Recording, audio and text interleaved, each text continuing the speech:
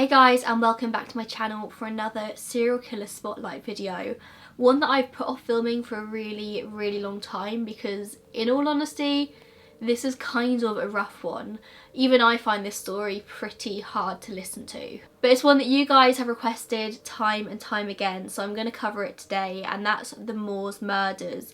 Ian Brady and Myra Hindley. And we're going to start our story with Myra Hindley, who was born on the 23rd of July 1942. She grew up in Gorton, Manchester, and she had just a pretty normal working class childhood.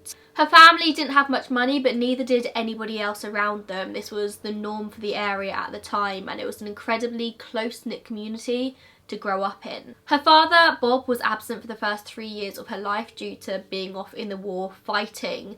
So Myra grew up just her mother Nellie and her grandmother Ellen. For the first 3 years of her life it was just the three of them. But eventually Bob returns home and they get a new house just around the corner from her grandmother's.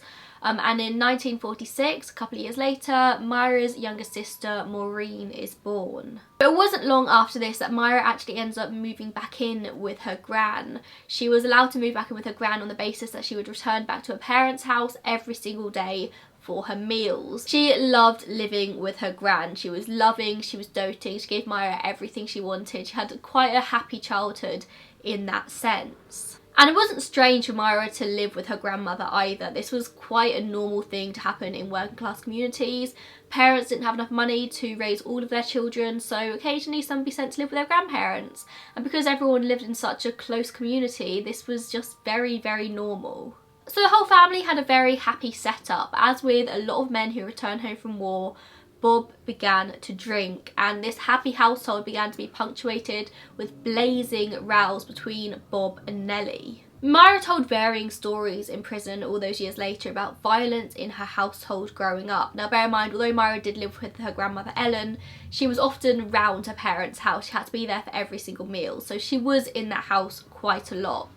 And Myra said that she was often singled out for beatings by her father and that her mother never touched her, but on other occasions she said that she was beaten so badly by Nellie sometimes that she actually ended up pretty severely injured. I think you'll probably find the truth is somewhere in the middle of that, but there's no doubt that she would have been beaten by her parents growing up. It was kind of just the normal thing to happen to children growing up in these times. And Myra grew up fighting back herself. She actually had a bit of a reputation around Gorton for like, you never want to fight Myra because she will always beat you in a fight.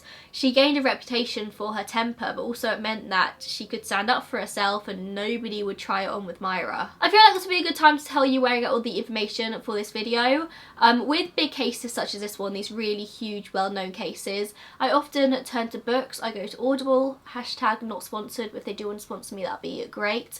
And also I download books onto my Kindle. I just find there's so much information out there on the internet that it all kind of begins to contradict itself, so a good solid book is always a great place to start in cases like this. So I use two main books for this. I use One of Your Own by Carol Ann Lee, which mostly focuses on Myra's life, and The Lost Boy by Duncan, which focuses on kind of both of them.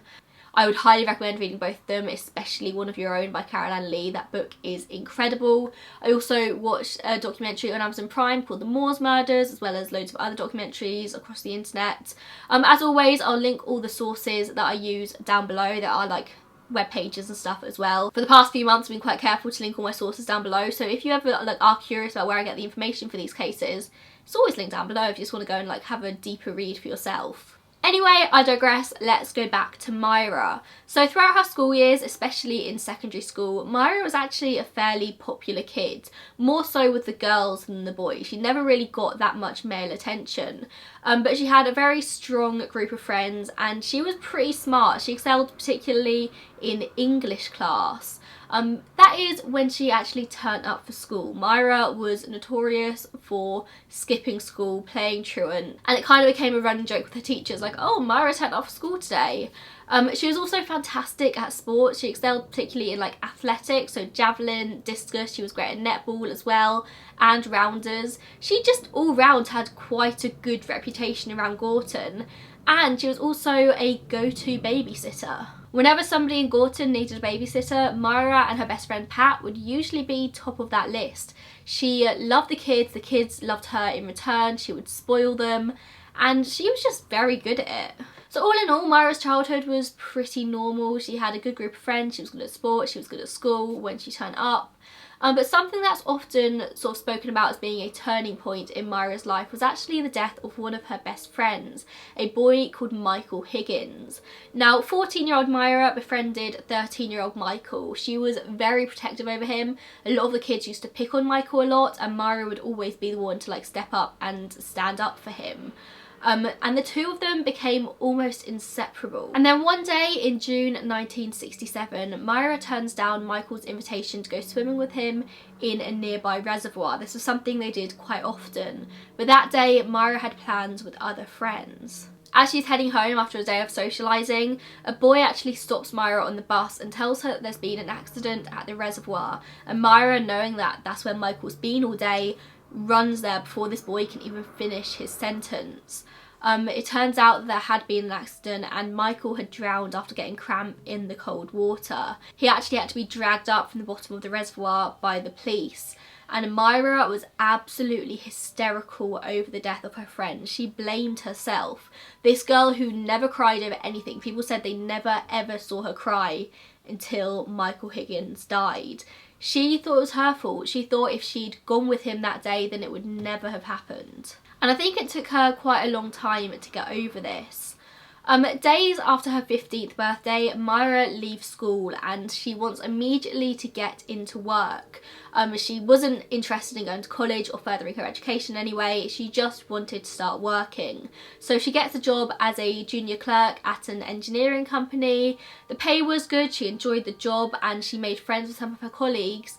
But quite a lot of the colleagues there actually thought she was a little bit of a bitch. She just kind of rubbed people up the wrong way quite often. She would lie a lot, she'd try her luck, she'd just try to get whatever freebie she could, and people just didn't really like this about her. But it wasn't long after joining this job as a junior clerk, a friend that she met there actually offers to dye Myra's hair. Myra was really bored of her boring brown hair, and so her friend offers to dye it peroxide blonde, and that is the famous Myra Hindley that we know from the images today, this bright blonde hair. Obviously it's not natural. It's after this that Myra begins to stand out and men start paying her more attention. Although Myra never really showed much interest in return, she wasn't really interested in men. She begins to date here and there, but most boys want to have sex before marriage, and Myra was just really beginning to get into her Christian faith. Her mother was an atheist, never really raised her around religion, but she used to go to church with her aunt. And as she sort of like entered her teenage years, she started to get a little bit more serious about her Christianity. She was convinced that she wanted to save herself for marriage. Eventually she begins dating a boy called Ronnie Sinclair, who was somebody she'd known since childhood. She begins to prepare herself for marriage. Ronnie Sinclair is the boy that she is going to marry. She decides that she's ready for that next step in her life, and in the spring of 1959 she's actually made redundant from her job. So she gets a different job at a different place, and she begins working a weekend job as well to make up her wage. So she's really being serious about like wanting to save up money. She wants to become like a homemaker, she wants to be a mum, a wife. And on her 18th birthday she does become engaged to Ronnie. But something slowly begins to shift in her. As she sees all of her friends getting married one by one, she begins to kind of get scared of the idea of marriage. She sees all of her friends settling down and realises that actually it's pretty boring. She had bigger goals than that. She wanted to travel, she wanted to experience life, but now here she was, 18 years old and engaged to Ronnie Sinclair. Eventually Myra gets a job at a place called Millwood's Merchandising, which was a very small company of about 15 employees. It's here that she meets Ian Brady, something that she later described as a fatal attraction. In contrast to Myra's, Ian Brady's childhood was not a particularly great one, although I don't think it's as awful as some may imagine. He was the illegitimate child of a waitress named Peggy from Glasgow, and he never knew his father. He was born in Glasgow on the 2nd of January 1938. His early childhood years were pretty dysfunctional, not very happy. His mum Peggy just wasn't able to really look after him, so he gets sent to live with a foster family called the Sloanes. But the Sloanes seemed to be a pretty conventional family. It consisted of Mary and John Sloane and their 4 own children. He had a pretty good time at the Sloanes. He remained with them for many years. He got on really well with them, and his mother would occasionally come and visit him until she gets married to somebody else and she moves down to Manchester with this new man. Ian always referred to his mum as Peggy, never mum, and he said that the Sloanes did raise him really well. He had a good childhood with the Sloanes. It wasn't unhappy or violent, it was just a very normal household. But he said that he always felt like an outsider, being the foster child in a family of 6. His demeanour began to change around the time his mother moved to Manchester, possibly feeling rejected by her. He starts stealing little things and he begins harming animals. Apparently he harmed his first animal, a cat, at just the age of 10 when he threw this cat off a roof, and when the cat didn't die he shoved the cat in a box and kept periodically checking on it to see if it was dead or not. And he didn't stop there either. He would also go on to harm humans. He convinced the other neighbourhood kids to help him bully one of his victims, and this particular victim, he literally convinced these kids to tie this victim to a stake and put newspaper around it like one of the witch trials. Ian apparently joked to the other boys that he was going to actually set fire to it and burn this boy alive, and all the other neighbourhood kids thought he was joking until Ian gets out a match and literally sets this on fire. And it's only at this point that the other kids jump in and actually save this poor boy who was literally about to be burnt alive. As he hits puberty, he begins to have a number of different violent sexual fantasies and he continues his stealing. But the idea of being caught didn't faze him at all. He was completely indifferent. He was caught in the act of stealing multiple times and he just never really cared. And the Sloanes were horrified by this behaviour. They just didn't know what to do with him, but they never rejected him. And Ian said that he really respected this about them later in life. No matter how difficult he was, the Sloanes always stood by him. Once he finishes school, he actually starts working at a butcher's as a butcher's assistant, but continues on with his stealing habits, meaning that he quickly loses this job. So when he's 17, the courts give him 2 options. Either he has to go to jail or he has to move to Manchester to live with his mother. And he said that he kind of felt like he had no choice. He had to move to Manchester. And so he moves down to Manchester and moves in with his mum and her new husband, Pat Brady. Ian obviously goes on to take Pat's surname, making himself Ian Brady, but this wasn't because of a love for his stepfather or the fact he wanted to belong. It was kind of just because the police were after him and he thought it would make it more difficult for them if he changed his surname. So he did. But he continues his stealing and eventually is caught by the police once again. So he spends a short time in Strangeways prison before being sent to Borstal for training as he was still a juvenile. Now, if you're a child growing up in England or in the UK, you've probably been threatened with Borstal at some point. I remember when we were younger, if we were playing up, my mum would be like, if you don't start behaving yourself, you're going to be sent to Borstal. And Borstal was basically a juvenile prison, but it wasn't so much a prison, it was just like a training centre to help these young people change their ways. What my mum failed to mention when we were children though is that Borstal was actually abolished in 1982. So Ian Brady is released from Borstal in 1957, having made friends with a number of different petty criminals whilst he was there, and he returns to live in Moss Side, Manchester. He tries a number of jobs but he either quits or he gets fired, and he basically wants a job with prospects. He doesn't just want a job, he wants a career. Just 3 months after getting out of Borstal, he gets a job at Millwood's merchandising. Ian spent his entire life feeling like an outcast, like an outsider, and therefore he made the effort to make himself so. He would dress differently to the other kids his age. He would have other interests, kind of on purpose, just to make himself different. He listened to classical music and he read classic literature. He only ever dressed in really sharp suits and he had very, very striking looks. So you would notice Ian Brady walking down the street. And the moment Myra Hindley met him, she was obsessed. She forgot all about her poor fiance, Ronnie, sat at home. She literally went out with her girlfriends that night after her first shift at Millwood's merchandising, and she would not shut up about Ian Brady. So the next day at work, she makes an effort effort to make herself look nice, she goes up to Ian to say hi, and he completely ignores her. He doesn't show her any interest at all, and it drives her completely insane. It makes her want him even more. Ian was known at Millwoods for having a bit of a temper. He would go mad if the races didn't go his own way, but Myra just wasn't fazed by this. It only added to the attraction. She was enamoured when he'd start showing off about his intellect. He'd start doing these speeches about Dostoevsky and Nietzsche, and other people would roll their eyes, but Myra found it fascinating. To her, this man was different. He listened, he cared about education, he was sophisticated. She kept a diary around this time where she would write about her feelings, lamenting that Ian was never going to be interested in her. She would be in a bad mood if he ignored her, and it seemed like he would literally spend months at a time ignoring her. He just refused to acknowledge that she even existed. Eventually she gets hold of his address, and she actually starts hanging around in the street outside his house, just hoping to run into him one day. She would also go to his local pub and hang out there with her girlfriends, hoping that one day he would appear, but he never did. He wasn't the pub going type. So she comes up with a plan to impress the ever intellectual Ian. She goes to her local library and borrows a copy of the collected works of William Wordsworth, and she makes a point to read it on a bench next to him when she goes for lunch the next day at work. And this does make him pay attention to her. He starts asking her about the book. He tells her that he might get a copy of his own from the library, and from this moment on they actually start talking. He starts to acknowledge that she does exist. Myra then brings in William Blake's Songs of Innocence, and Ian has the same reaction. He once again starts asking her about this book. Of course, she didn't really know anything about these books. She just made sure she read them at home before he asked her, so she would at least have some answers for him.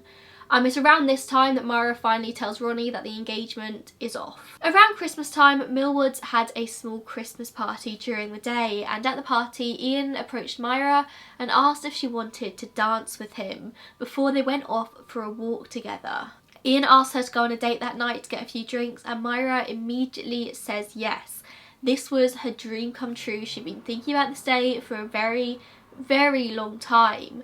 That night they go on their date and they have their first kiss. Ian asks Myra if he can come inside after the date, but Myra has to say no, that her gran might still be awake. And then they go on their second date. They go to cinema to see a film called King of Kings. Now Myra, a Christian, found the movie to be incredibly moving, and she actually ends up crying.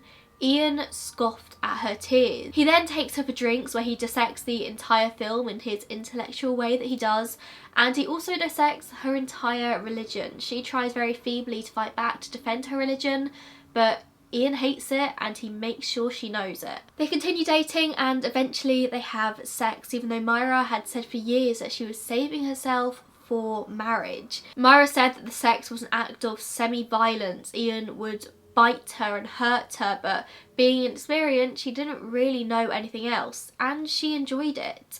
After this, Myra decides it's time to introduce Ian to her parents, and Nellie takes an immediate dislike to Ian. And Nellie makes her feelings known, tells Myra that she does not like this guy, but Myra's already in too deep. She's completely infatuated. Over time, Ian completely destroys Myra's faith. He tells her again and again and again that religion is stupid, there is no God. Why would a God ever allow Michael Higgins to die? And this is something that Myra already felt guilty about. She already felt like she was to blame, and Ian gets under her skin. Ian had denounced Christianity once and for all when he was just 12 years old after the beloved family dog died. He was absolutely devastated and he decided there was no God. So he just didn't believe in Christianity at all, and he spent his life convincing other people that there wasn't either. But alongside this, Ian was also very interested in Nazism. He looked up to the Nazis. Hitler was one of his idols, and he collected Nazi memorabilia from a very young age. Like I've already mentioned as well, he was also very interested in literature, and he was a snob about his love for literature. He was particularly interested in any literature that had sadistic themes, and he sympathised with racism and Nazism. Mein Kampf was one of his favourite books, and he attempted to teach himself German. So Myra and Ian had an unusual relationship, but it seemed to work for them. Ian despised the idea of marriage and kids and that usual domestic lifestyle. And we've already covered that Myra had felt bored and trapped in her engagement to Ronnie Sinclair, and so she was kind of happy with this relationship that was out of the norms with Ian. It gave her the excitement that she was looking for. The two really enjoyed the countryside. They liked to go for a lot of walks with Ian's dogs, and they soon discovered a love for the Saddleworth moors.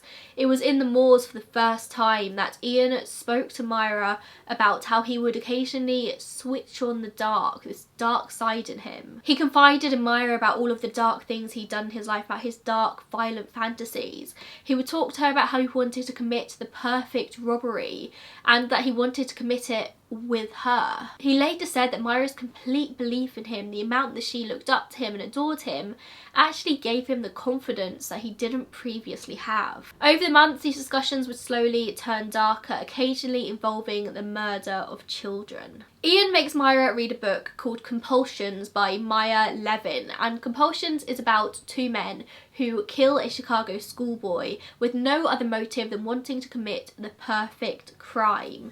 After Myra finishes reading it, Ian tells her all of his criticisms of the book. He tells them all the ways in which these men bungled this murder, and he tells Myra exactly what he would do in that situation. He convinced her that he knew exactly how to commit the perfect murder and that they were going to do it, and there was no way they were ever going to get caught. And most people in a situation like this would run away, but Myra doesn't. She agrees to help him, and she starts by driving Ian around Manchester, stopping to allow him to take photos of school children in the school playground. She has no qualms about letting him harm these children, but she does have a small blip one night when she realises that he's drugged her with her grandmother's sleeping pills, and at this point she gets scared that she's going to be a victim of him, that he's going to kill her. And according to her, she even wrote a letter to be sent to the police in the event that she goes missing. She says that she tried to get away from him, but then Ian blackmailed her with naked photos of herself. But psychologists believe this to be unlikely. She didn't go on to do the things that she did because she was scared. Most people would have gone to the police months before this. The first murder happened on July the 12th, 1963. It was a Friday night, and Pauline Reed is a 16-year-old girl just like any other. She was a trainee baker alongside her father, and she loved dancing. She was a very quiet, shy girl, but she had a lot of friends. On the 12th of July, Pauline wanted to go to a dance that was being held in the nearby social club, and so she asked a few of her friends if they wanted to go with her.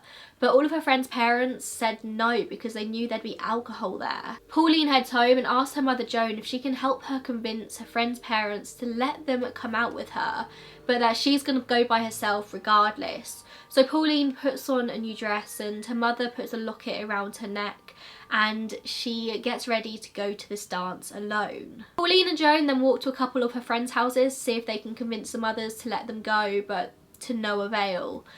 Joan was reluctant to let Pauline go alone, but she knew that Pauline was a very sensible, responsible young girl and that she shouldn't have any problems.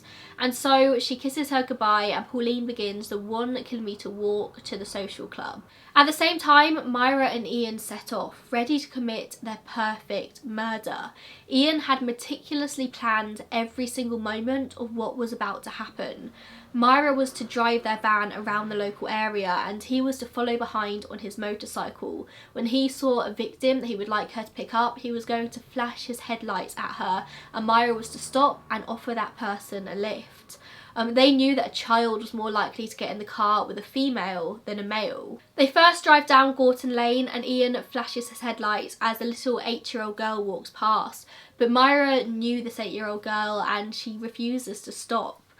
So shortly after 8 PM, Ian spots another girl. This time it's 16-year-old Pauline, and Myra stops the van. But once again, Myra recognises this girl. She used to work with Pauline's mother Joan, and Pauline was actually in the sort of same friendship group as her younger sister Maureen. But regardless, Myra stops by Pauline and offers her a lift to the social club, but asks her if she'd mind taking a quick detour on the way. Myra says that she's lost a glove in the moors. It's a very sentimental glove, and would Pauline mind helping her look for it? At this point, Pauline's only a couple of minutes walk away from the social club. She easily could have said no, but she agrees to help Myra. I think that says a lot for Pauline's character. So they drive towards the moors, and Pauline tries to make small talk with Myra, asking where Ian was that evening, but Myra replies saying that Ian will be joining them later.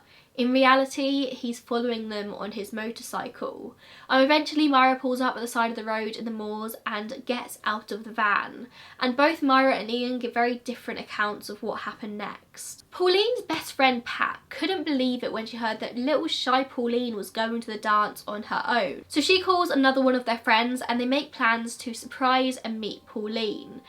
They see Pauline walking en route. They're hiding behind something as they watch Pauline walk past, and they decide to make a quick shortcut and meet her on the corner so they can walk the last little bit to the social club together. But of course, Pauline never arrives. Now, Pat just assumes that Pauline got nervous and turned around and went home.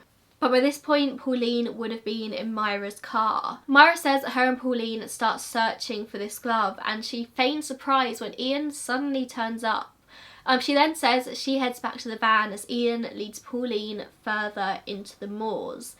But Ian says that Myra actually joined them in the moors and that Myra witnessed the rape and murder of Pauline and apparently took part in the rape herself. Ian said that he actually hit Myra when he realised that she'd become more depraved than he was. But Myra insists that she remained in the van the entire time. She only got out when Ian banged on the window to indicate that he was done and that she should follow him. So she follows him over the hills to see the body. Her throat had been cut so deeply that she was almost decapitated. And at this point, Pauline wasn't dead, but she was dying. Ian buries her in the moors with a spade he'd brought with them. They then return to the van and Ian wraps the spade in plastic and throws it in the back of the van alongside the knife that's wrapped up in newspaper. They then drag 2 long planks of wood and put it out the back of the van to act as a ramp so they can get Ian's motorcycle into the van, just as they'd planned. It was 10:30 by the time they started to head back home. As they pull back into the city, they come across Joan and Pauline's brother Paul searching the streets. They get back home and they clean the vehicle meticulously, and Ian lays out a plastic sheet on the living room floor so he can cut up his clothing into small pieces before burning them. Ian also throws the knife on the fire. Later that night, him and Myra toast to their perfect crime. In his later book, Ian writes, "I am no longer of your world, if, as you might suggest, I ever was." Pauline's parents eventually contact the police when they can't find any trace of their daughter. They retraced Pauline's steps, they spoke to all of her friends, and nobody had seen her. The entire community stepped in to help. Everyone knew everyone in Gorton. And people were horrified that a girl could just go missing right on their doorsteps. The next day, Myra was horrified when she realised that Ian had stolen 4 half-crowns from Pauline's pocket. He'd apparently gone out and bought cigarettes with one, but Myra was furious, thinking that this could easily trace them back to the crime. Meticulous Ian may have messed up here, and apparently he fights back at first but eventually concedes and agrees that he may have messed up there, so they head back to the moor and place the crowns on her grave. They also throw the burnt knife into the river, leaving no trace of it. For a long time, the press followed Pauline's case. Her family did interviews begging for any clues about where their daughter might be. They literally go knocking house to house, and Joan would catch the bus and just ride it to the end of the line, hoping that she'd see Pauline somewhere. Her family never had any answers until 1987, when Myra Hindley confessed to the murder of Pauline Reed. She was eventually found on June 30th, 1987 in a metre-deep grave after over 100 days of searching the moors. One day, Myra gets a knock on the door and she goes to answer to find a police officer stood on her doorstep. The thought of the murders may have crossed her mind, but she doesn't show it for even a second. She was just focused on how good looking this guy was. He tells her that he's come to talk to her about the van. Now, Myra had had a little bit of legal trouble with this van. She'd been gifted it on her 21st birthday by Ben Boyce. That was just 3 weeks after Pauline's murder, and she'd been borrowing it before then, but on her 21st birthday it becomes hers. Ben told her when he gave it to her that it needed an MOT, tax and insurance, but Myra paid no attention to this and she continues driving it around anyway, eventually getting caught. She receives a summons, but the van's actually still in Ben's name because they haven't legally changed it over, and so he's the one who gets in trouble for it. This police officer who turned up at her door was a man called Norman Sutton. He asked her if she'd be interested in selling the van to him in light of all the legal troubles over it. He agrees to pay £25 for it, but he's on duty so he can't legally exchange money. So he says why doesn't he take her out for a drink that night and he'll give her the money then.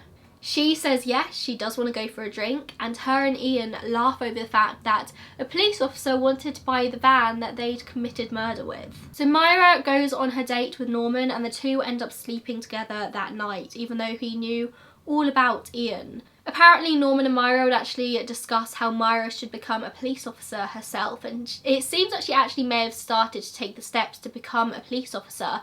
And Ian found this hilarious because he thought that Myra could pick up some great tips by being in the police force. But Ian didn't know about Myra and Norman's affair, and he was furious when he found out, and Norman's wife found out as well. But they continue it anyway. But in the mid-November, Ian tells Myra that he wants to do another one, commit another murder. Myra ends her affair with Norman shortly after this. So Myra hires a car for the weekend, and on the 22nd of November 1963 she drives Ian to Manchester Central Station, where he goes in and deposits a suitcase filled with incriminating material in the left luggage department. He would do this before each one of his murders, putting loads of incriminating things in there so if something went wrong the police wouldn't be able to find it. 12-year-old John Kilbride was the oldest of 7 children, Patrick and Sheila Kilbride. He was a well-known and very well-liked kid in the area. He had this big gap-toothed smile. He loved football and he loved going to the movies. Every single day this little 12-year-old boy would walk around the corner to his grand's house to see if she needed any help around the house. On the 23rd of November, John had been helping her do some shopping before returning home for lunch. After lunchtime, 2 of John's friends call for him, also both called John, and they all go to the cinema together. They come out of the cinema around 5 PM that night, and they decide to head to the nearby market. This was something young boys in the area often did. They'd head to the market and offer to help the stallholders in exchange for just a little bit of pocket money. And so the boys decide to head there for a little bit before heading home. Meanwhile, Ian and Myra are getting ready. Myra's put a headscarf over her bright blonde hair to make sure that people don't recognise her. And they're just walking around the market, Ian looking for his target. Ian eventually tells Myra that he spotted a young boy who seems to be alone, and so Myra goes up and approaches John, who's sat on a wall eating biscuits. She says to him that his parents must be really worried about him because he's out so late on his own. Would he like a lift home? She also promises him a bottle of sherry, but says that they'd have to stop round their house on the way home to grab the sherry for him. And when they're in the car, Ian mentions to Myra about that missing glove that she's lost in Saddleworth Moor, and they drive away heading for the moors.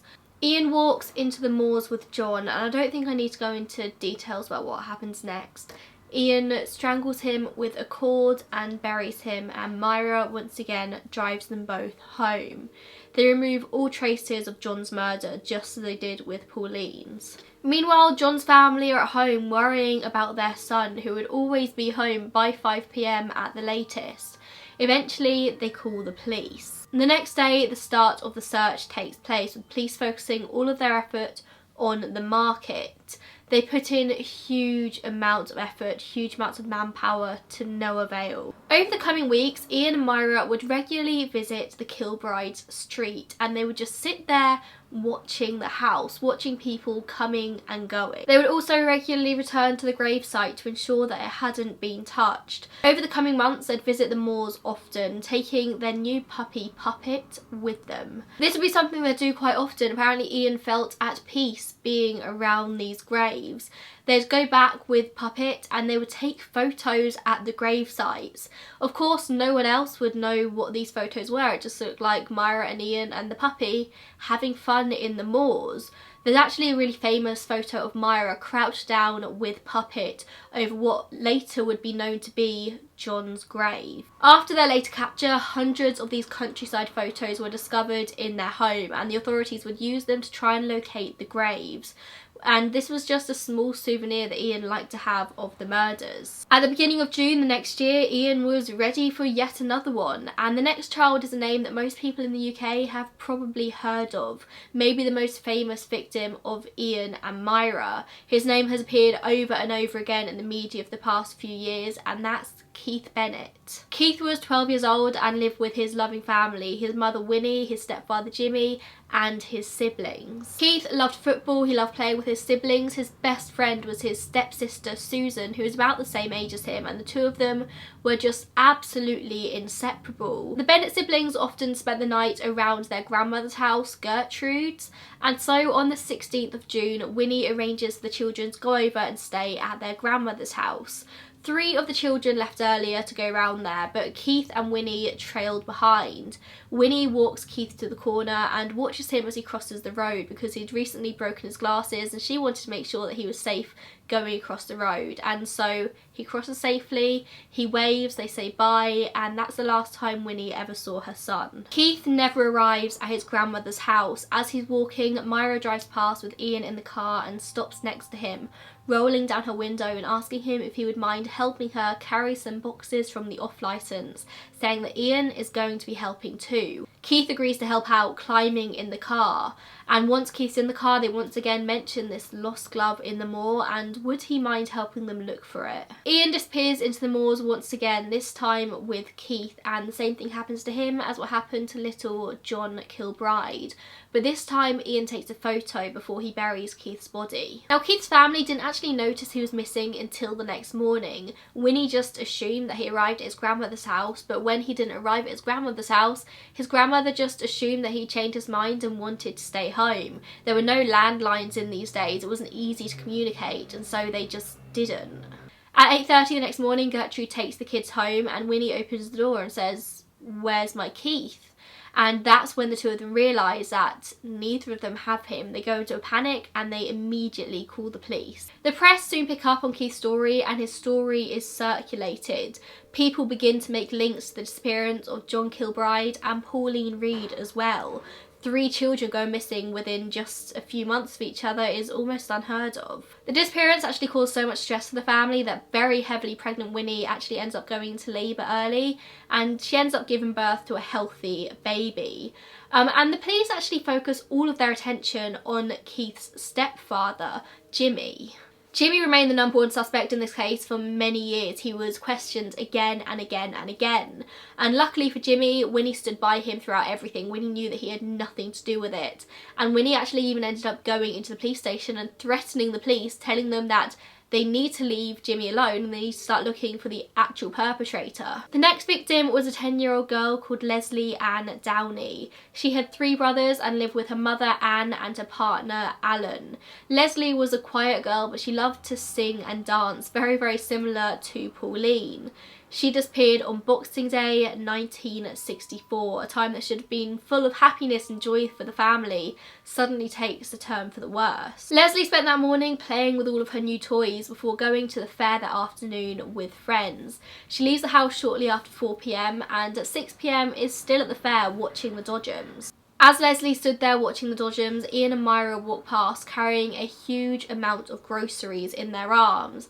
As Leslie turns around, Myra asks her if she would mind helping them carry them to her car. And she does, she helps them take the groceries to the car, and when they get there, Myra asks if she would mind helping them unload the boxes from the car to their house. Can she come with them? And once again, Leslie agrees to help. Leslie's murder would actually later go on to become Myra's undoing. Now this one was slightly different because they didn't take Leslie to the moors to murder her. They actually took her to an upstairs room in the house. Ian set up a video camera to capture what was about to happen and to capture the audio. Myra always claimed that she was never guilty of the murder. She was only ever guilty of picking up the children and leading them to Ian. She never murdered them herself. But this tape that later came to light would show that Myra had a lot more to do with it than she ever let on. She was very cruel and harsh to the children. She was very much a part of what happened to them. Myra tells Leslie that she needs to shut up and tries to put a gag in her mouth. Tells her, "In your mouth, hush hush, shut up or I'll forget myself and I'll hit you one." Poor Leslie is there begging for her mum and her dad, and Ian tells her that he just wants to take photos. But of course, Ian murders Leslie with a cord around her neck. As all this is happening, Leslie's mum, Anne, is getting increasingly concerned that Leslie hasn't returned home. She contacts the police, who react instantly. Yet another child has gone missing around Gorton. By Monday, the story's been picked up by the local press, and policewomen actually start visiting schools and warning children not to talk to strangers. But of course, most stranger danger was aimed towards men. Don't talk to strange men. Don't get in the car with strange men. Not much attention was paid to females. And Ian and Myra continue their life as normal. They actually head back to Millwoods after their Christmas break. They're still working there after all this time, and nobody suspects a thing. And Ian insists that Leslie was their last victim. Now, Myra Hindley was Myra's younger sister, and she marries a man called David Smith on the 15th of August 1964, and at the time she was 7 months pregnant. Now, Myra didn't approve of this marriage. She hated David almost as much as Maureen hated Ian. But Myra and Ian invited them round on their wedding night regardless to give them a toast and celebrate their marriage. And Ian takes a particular interest in David, starts asking him about his criminal history. David himself had had a hard childhood, and he'd had to turn to sort of stealing things just to get by. And he was also expelled from multiple schools. He'd actually dated Pauline Reed for a short amount of time before she went missing. But by the time Pauline went missing, he was actually already dating Maureen. And David was a suspect in the police's eyes for Pauline's disappearance. He's convicted of breaking and entering and stealing. I think he spends a small amount of time in jail, and Myra just hated this guy. And she was infuriated when after the wedding it seemed like David and Ian began to get really close. Ian kind of had a little bit of an obsession with David Smith. They seemed to bond over their criminal histories, and Myra was insanely jealous. In the October, Maureen gives birth to a baby girl called Angela, who sadly would go on to die 6 months later. But Myra and Ian didn't seem to be all that interested in their new niece. But they were interested when David's dog had a litter of puppies. They were obsessed with these puppies. Ian and Myra both adored dogs. Puppet was their pride and joy, and they would have been horrified if anything happened to her. But generally, Ian and Myra both had good reputations when it came to children. I spoke earlier in the video about how Myra was a really sought after babysitter in her teenage years, and now in her early 20s, she still had that reputation. Ian loved his nieces and nephews, and they loved him in return. He got on really well with kids. So they didn't hate all children, they just enjoyed murdering them, and Ian had a bit of a paedophilic obsession with children. Ian treated David similarly to how he treated Myra at the beginning of their relationship. He would lend him the same books to read that he'd lent Myra, and he was kind of trying to analyse what David was truly capable of. David later described it as a form of grooming. Ian would talk about his controversial view of politics, and they'd have very intellectual conversations, and David seemed to think they were like genuine friends. He was really impressed by Ian, but I don't think Ian had it in him to have a friend. He was grooming him. Eventually, Ian began to confide in David about his crimes, or maybe attempt to impress him by talking about his crimes. And David outright told Ian that he thought he was lying. He didn't think he was capable of murder. Even though Ian was telling David all this, not for 1 second did he ever think it was true. When apparently David expressed his disbelief, Ian leans over him and whispers, "I've killed 3 or 4 and I'll do another one, but I'm not due for another 3 months. But it will be done." So it turns out, despite telling Myra that Leslie was the last murder, he wanted to commit another one, seemingly just to impress David. And the last victim of Ian Brady and Myra Hindley was a boy called Edward Evans, somebody that we actually know very little about because his parents just never spoke to the media. Edward was slightly older than the rest. He was 17 years old, and he lived at home with his parents, Edith and John.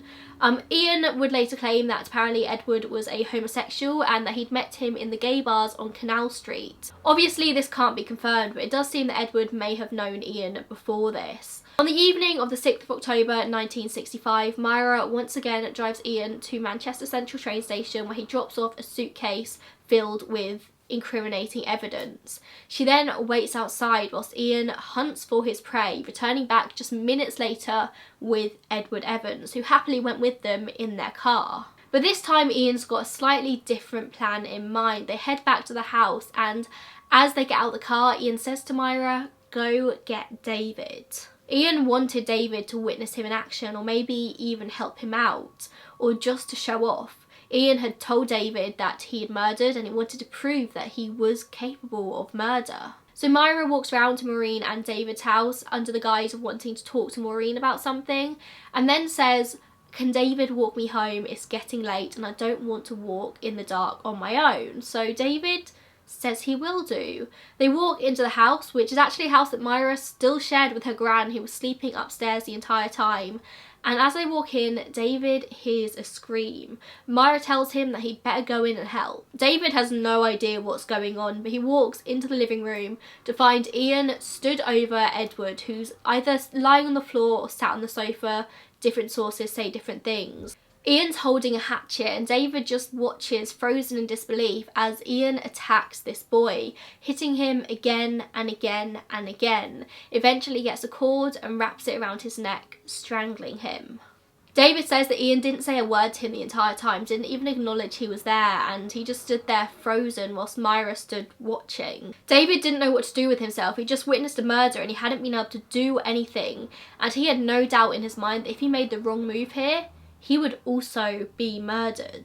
So he just follows what Myra and Ian do next. Ian instructs Myra to get a bowl of soapy water to start cleaning up, and he tells David to help him move the body. They carry the body to Myra's bedroom, and Ian jokes, remarking that Eddie's a dead weight. Now it's important to bear in mind here that Myra always denied having anything to do with any of the murders, but David would later say it was almost as if Myra revelled in it. She enjoyed watching it, she enjoyed being there, she showed no qualms in just cleaning up afterwards. She was picking bits of human bone up off the floor like it was absolutely nothing. Myra remarked to Ian afterwards that Edward's eyes registered astonishment when you hit him. She enjoyed watching. So don't be fooled that Myra was an innocent bystander in all this who just got caught up in love. She was just as capable for everything that happened as Ian was. So David stays with them in the house until 3 AM when he regards it's now safe to leave. He says that he doesn't want Maureen to wake up and worry in the middle of the night, so he should be heading home. He says he walks 2 or 3 streets calmly before he panics and starts running. He was scared that they were watching him. He knew that Ian was testing him, wanting him to be his protege, but David just didn't have it in him. He wasn't a murderer. Petty criminal maybe, but not a murderer. David said that he laid in bed for a while, completely unable to sleep, before he just got up and vomited everywhere. Obviously, Maureen starts worrying, asks him what's wrong, and when he tells her, she immediately insists on calling the police, even though that Myra's her older sister. But David said that he was scared to leave the home in case the two of them were watching. He was so scared of the evil that he had just seen. Finally, at 6 AM, it's daylight, there's people on the street, so they think it's safe to go out to a local phone box and call the police. The police arrive to them within minutes, and immediately both David and Maureen start scrambling to get in the car. They're terrified that somebody is watching them, and they've even got weapons with them just in case. David tells the inspector his story, and honestly it doesn't look like they believed him at first. They just think that he's telling some kind of tall tale.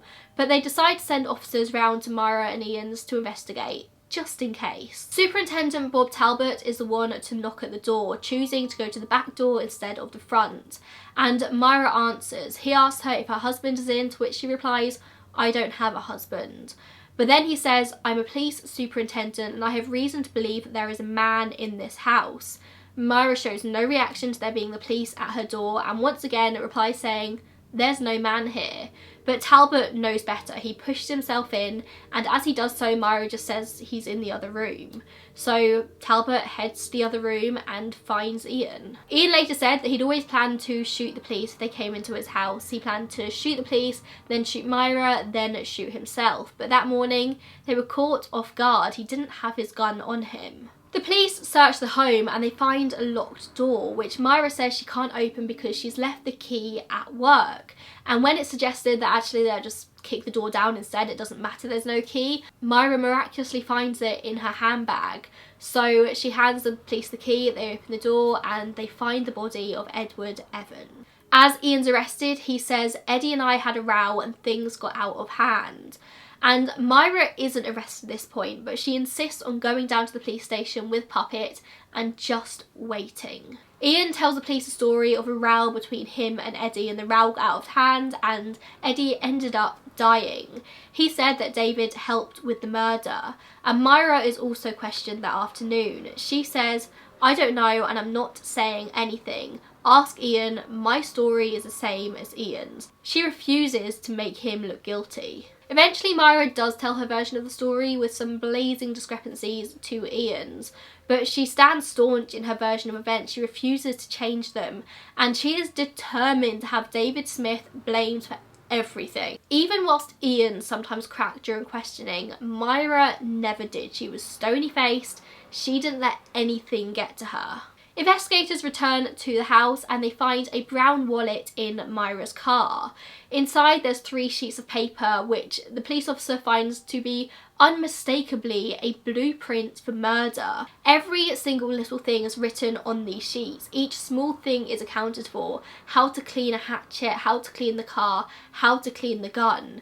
What should they do before they arrive at the murder site and after. It was obvious what it was. At the same time as this, the police are trying to decide whether they should arrest David Smith or not. But it seems that it was just instinct that told them he was telling the truth. I mean, it was just his word against theirs. So they don't arrest him, they actually ask David instead for his help. Detectives ask him how on earth can they get Ian and Myra to open up. By this point David's already told them that Ian has confessed to him about other murders before, he just never taken it seriously before. And he had 2 suggestions as to how to get Ian and Myra to open up. For Myra, they should kill Puppet and just watch her squirm. And for Ian, they just needed to place a spider in the cell with him. Ian Brady, terrified of spiders apparently. So Myra was originally let loose. She wasn't arrested until a few days later when she's charged as an accessory to the murder of Edward Evans. And later this has changed, just being charged for the murder. Because at this point, of course, they're only looking at them for the murder of Edward Evans. Until one day, David tells the police that Ian had once asked him to return anything incriminating to him, such as dodgy books that he'd lent him. So any books that Ian had lent David, Ian wanted back. David said that he watched Ian pack them into a suitcase but didn't know where they went after that. But in passing, David also mentions that Ian had a little bit of a thing for railway stations. So almost on a whim, the police decide to go to Manchester's left luggage offices looking for any suitcases that could belong to Brady. Before each murder, like I said, he would drop a suitcase off at Manchester Central train station. And eventually they do find a suitcase belonging to Ian Brady. Inside one of these suitcases was a bunch of pornographic pictures taken of a young girl and a 16-minute audio tape of a young girl screaming and pleading for help. Leslie Ann Downey's mother would later confirm that this was Leslie. Imagine being a mother and having to listen to that to confirm if it's your daughter or not. Police also searched the home and found an old exercise book with the name John Kilbride scribbled inside. They began to get suspicious that they were guilty for a lot more than just one murder. They find a load of photographs in the house that seem to have been taken on Saddleworth Moor, and over 100 officers are drafted in to search the moor. They're just looking for locations that happen to match these photos. A neighbourhood child who had been taken to the moor on more than one occasion by Ian and Myra started to point out some of their favourite locations. On October 16th, police found an arm bone sticking out of the peat. It was Leslie Ann Downey, who was still visually identifiable when she was pulled out. The moors have a strange way of preserving bodies. Her mother identified it was her days later from the clothes pulled out of the grave. And 5 days later, the decomposed body of John Kilbride was also found, also identified by his clothing. That same day, Ian and Myra are charged with the murder of Leslie. From this, the police knew that they were guilty for a lot more murders, but the search of the moors are called off in November because it just was too cold. In an attempt to further their investigation, the police make the decision to examine Puppet. They want to find out exactly how old she is because then they can compare it to some of the pictures and see how long this has been going on for, because in loads of the countryside, loads of the Saddleworth Moor pictures, Puppet is just a puppy. They basically intend to analyse Puppet's teeth, and so they put her under a general anaesthetic. Sadly, Puppet didn't survive going under anaesthetic, and Myra was furious. Ironically, she accuses the police of murder. The trial began on the 19th of April 1966, each of them charged with 3 murders, to which they each pleaded not guilty.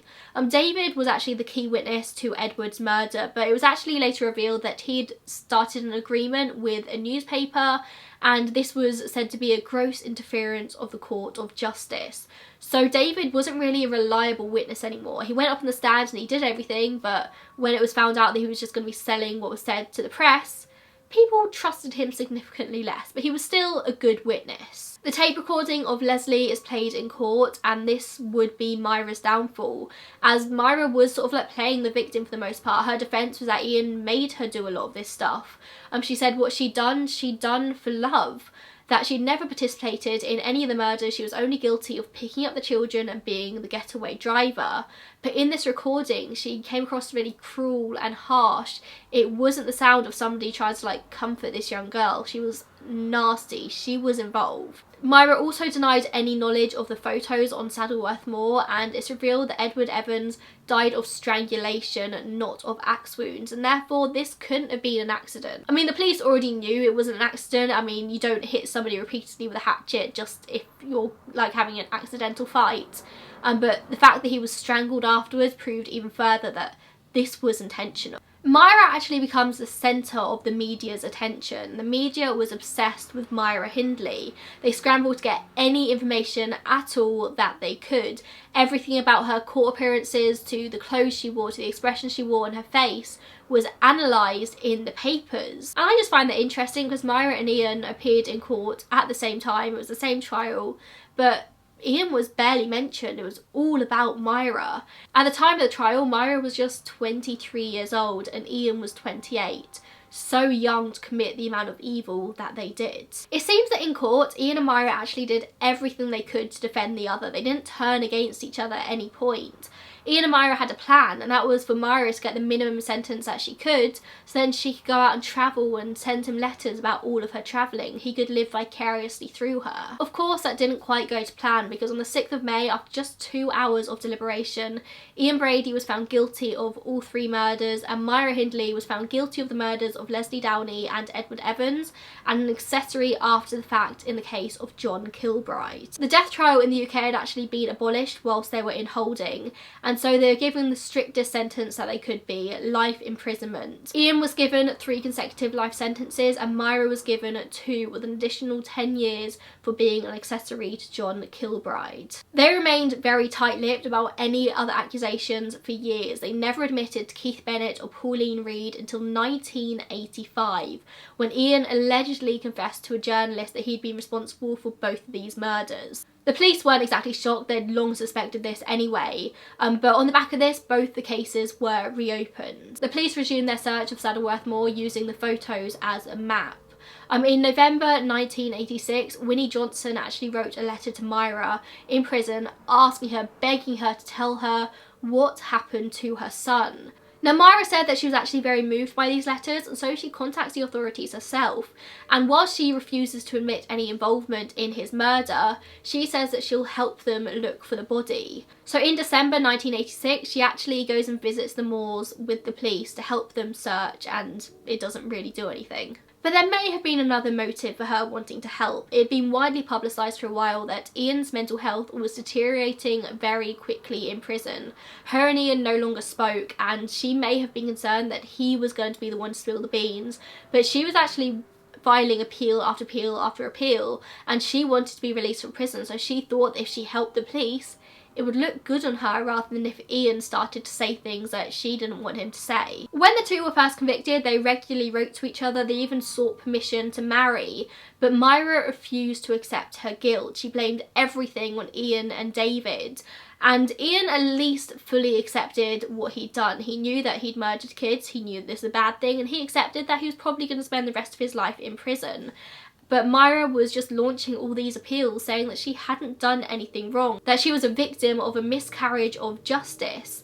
So in 1970 she actually breaks off all contact with Brady, and they'd only been in prison for a few years at this point. In all honesty, it seems like Ian's time in prison was actually rather uneventful.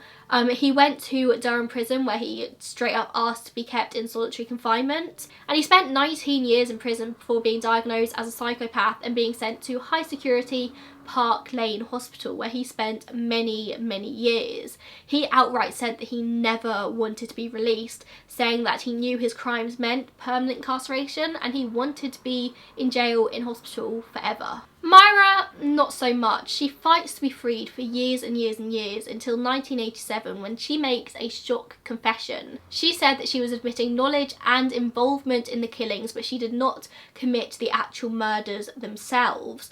But this confession actually led to the recovery of Pauline Reed's body in 1987, so 24 years after her death. The police searched for 100 days before finding Pauline's body, and this was off the back of the confession. And this confession was just a new move to try and get parole, to try and make herself look like a good person. The Home Secretary at the time, though, said publicly that there was no way that Myra Hindley or Ian Brady would ever be released from prison, even though Myra was actually due to be released in the early 90s, I think. Life imprisonment was only about 30 years, so she could have been released in the early 90s. But no politician wanted to be the one to free Myra Hindley, so no one ever did. She remained in prison until her death on November 15th, 2002, aged just 60. She died from bronchial pneumonia, and she was basically a 40-a-day smoker. Ian Brady died of restrictive pulmonary disease on the 15th of May 2017. He'd been in hospital for years at this point. He was on hunger strike. He wanted to die, but because he was in hospital rather than prison, they had all the rights in the world to just force feed him. So that's what they did for years and years and years. They just force fed him so he couldn't sort of starve himself to death. He actually campaigned to be sent back to prison so he could starve himself, but the mental health board said, like, no, you're a psychopath, you're gonna stay in hospital, and that's where he stayed. And actually in the end he died of something completely unrelated to his hunger strike. In the years before her death in 2012, Winnie Johnson had campaigned relentlessly for Ian to tell her where Keith was buried. She wanted to give her son a proper Christian burial, and she begged. She was all over the newspapers for years and years. All she wanted was to find out where her son's body was, but Ian never said anything. In 2005, she claimed she received a letter from him which said that he could take her within 20 yards of her son's body, but that kind of just ended there. The authorities, apparently, he said, wouldn't allow him to go and show them. But it seems like he was just playing some kind of sick game because he never took this any further.